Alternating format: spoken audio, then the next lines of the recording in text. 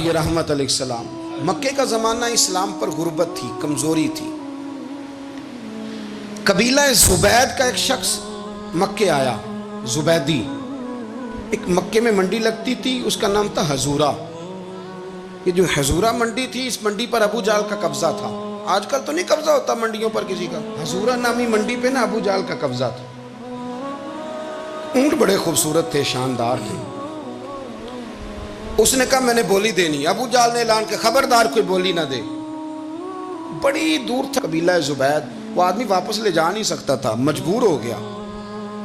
ابو جہل کہنے لگا چوتھا حصہ قیمت دوں گا اور اونٹ تمہیں دے کے جانے پڑیں گے، یعنی اگر لاکھ کے ہیں تو 25,000 کے دو۔ بندہ بڑا پریشان ہوا، چودھریوں سے بات کی تو کہنے لگے بدماش بڑا ہے، ہم شریف لوگ ہیں، شریف اور بزدل میں، بزدلی کو شرافت کا نام نہ دو، پکی بات کر رہا ہوں، شریف اور بزدل میں شریف ضرور بنو پر بزدل نہ بنو۔ جی ہم جی شریف لوگ ہیں جی، وہ کیا مطلب؟ کوئی پاس نہ آیا، وہ بیچارہ نہ کونے میں بیٹھ کے رونے لگ گیا، کہنے لگا میں کدھر جاؤں یارو، میں واپس بھی نہیں لے جا سکتا، اور چوتھے حصے میں دے کیسے جاؤں، اتنا نقصان۔ وہ رو رہا تھا تو کہیں حضرت زید بن ارقم نے سن لیا۔ آپ فرمانے لگا کیوں روتا ہے؟ کہنے لگا یار میں نے تو اہل عرب کی تعریف سنی تھی، میرے ساتھ کھڑا ہی کوئی نہیں ہوتا۔ تو آپ فرمانے لگے تو نے عربی دیکھا ہی کب ہے؟ اگر کائنات کا حسین و جمیل عربی دیکھنا ہے تو جا حرم مکہ میں بیٹھا ہے، مکھ چند بدر شاشانی ہے تے متھے چمک دی لاٹ نورانی، کالی زلف تے اکھ مستانی، مخمور اکھی ہیں نا مد بریاں سبحان اللہ، ما اجمل کا ما احسن کا ما اکمل، کتھے مہر علی تے کتھے تیری ثنا، مشتاق اکھی کتھے جال۔ تو نے دیکھا کب ہے؟ اگر عربی دیکھنا ہے نا تو وہ بیٹھا ہے، جا جا کے حرم میں ٹیک لگائے، مظلوموں کے والی، غریبوں کے ماوا، رسول رحمت، ایک سادی سی چادر اوڑے حضور بیٹھے تھے۔ وہ زبیدی کہتا میں آیا، نبی کریم کو بات سنائی، حضور فرمانے لگے این الجمل کا، او کدھر ہے تیرے اونٹ؟ عرض کی حضور وہ وہاں ہیں۔ فرمایا چلنا۔ حضور کوئی بولی نہیں لگا رہا، کوئی خرید نہیں رہا، ابو جہل گھنٹا پڑا، اس کے ڈر سے سہم گئے۔ حضور فرمانے لگے چلنا میں بولی لگاتا ہوں۔ اور دیکھو نرخ بازار محبت کا انوکھا ہو گیا، خود خریداروں شامل آ کے مولا ہو گیا۔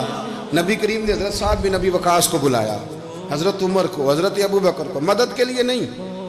حضور فرمانے لگے میری جیب میں پیسے تھوڑے ہیں، ظاہری طور پہ تھوڑے ہیں، ورنہ تو کائنات کے خزانوں کی کنجیاں حضور کے پاس، تھوڑے تھوڑے پیسے دو بھی بولی دینی ہے۔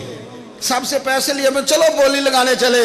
حضور آئے، اللہ اکبر، یہ میرے رسول کا طریقہ ہے، آؤ ذرا تھوڑی دیر کے لیے سوچیں۔ ابو جہل بیٹھا ہے بڑی مسند پہ، قربان جاؤں مدینے والے حبیب۔ وہ زبیدی کہتا اس کے کپڑے مہنگے تھے، حضور کے سادے تھے، اس نے بڑی پگڑی باندھی تھی، حضور کی سادی تھی۔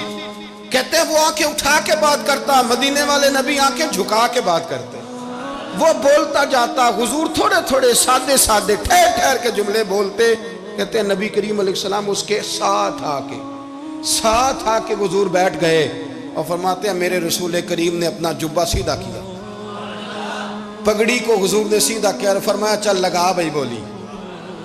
ایک اس نے لفظ بولے، پھر حضرت ابو بکر نے بولی دی، پھر حضرت عمر نے دی، پھر سعد بن ابی وقاص نے دی، پھر زید بن ارقم نے دی، پھر رسول کریم نے دی۔ وہ کہتا ہے جتنے میں بیچنا چاہتا تھا نبی پاک نے ڈبل میں میرے اونٹ خریدے، ڈبل میں اونٹ خریدے میرے رسول۔ سلام اس پر کہ جس نے دشمنوں کو بھی قبائیں دی، سلام اس پر کہ جس نے گالیاں سن کر دعائیں دی۔ اور میرے اعلیٰ حضرت کہنے لگے جاؤ جا کے اعلان کر دو، غم زدوں کو رضا مجدہ دیجئے کہ ہے بے کسوں کا سہارا ہمارا، بے کسوں کا سہارا، جاؤ غم زدوں کو رضا مجدہ دیجئے کہ ہے بے کسوں کا سہارا۔ رسول کریم صلی اللہ علیہ وسلم نے نا خریدا مال، اور حضور سید عالم وہاں سے نکلے، اور نکلتے وقت حضور فرمانے لگے ابو جہل تیری آج شکایت آئی ہے، آج کے بعد نہ آئے۔ مکہ سارا اس کے ساتھ ہے، حضور کی مخالفت ہو رہی ہے، 40 لوگ ہیں صرف کلمہ پڑھتے، اور دین کا کام دار ارقم میں قید ہو کے کرنا پڑتا ہے، لیکن جب ظالم کے خلاف نکلے ہیں تو پھر دار ارقم میں بند ہو کے نہیں، پھر میدان میں نکلے اور فرمایا آج کے بعد تیری شکایت نہ آئے. کہنے لگا جی بالکل نہیں آئے گی, میں آپ کو موقع نہیں دوں گا. حضور چلے گئے تو پیچھے سارے کافر اس کے گرد اکٹھے ہو گئے. کہنے لگے ہم پہ تو بڑا روب ڈالتا ہے, اب تجھے کیا ہوا, پانی پانی ہو گیا, تو کیا کون سا سانپ سونگ گیا, بولا ہی نہیں.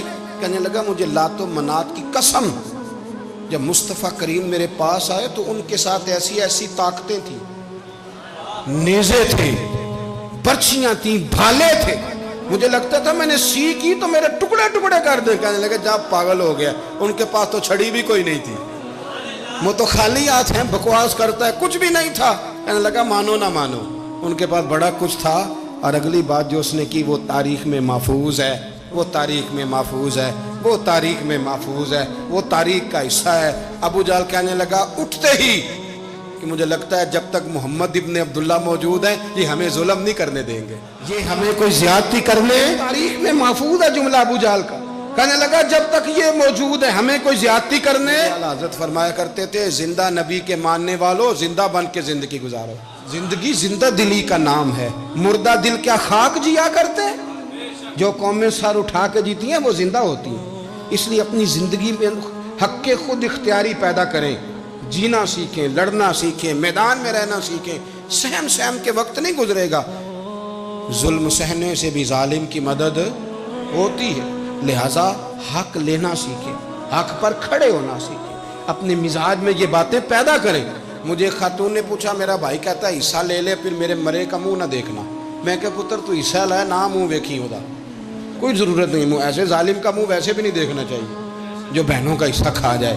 میں نے کہا تو منہ دیکھنے کی کوئی ضرورت ہے, یہ کوئی بلیک میلنگ ہے. ابا کہتا ہے حصہ لے لو منہ نہ دیکھنا. میں کہا بالکل نہ ویکھی, تو بلکہ آنکھ میں ویکھنا بھی نہیں چاہتی, تو ادھر رکھ, اللہ رسول نے مقرر کیا میرا حصہ. کیا فلسفہ ہے ہمارا, جو بات غلط ہے اس پہ لوگوں کو بلیک میل کرتے ہو. جائز بات پہ ڈٹنا سیکھو.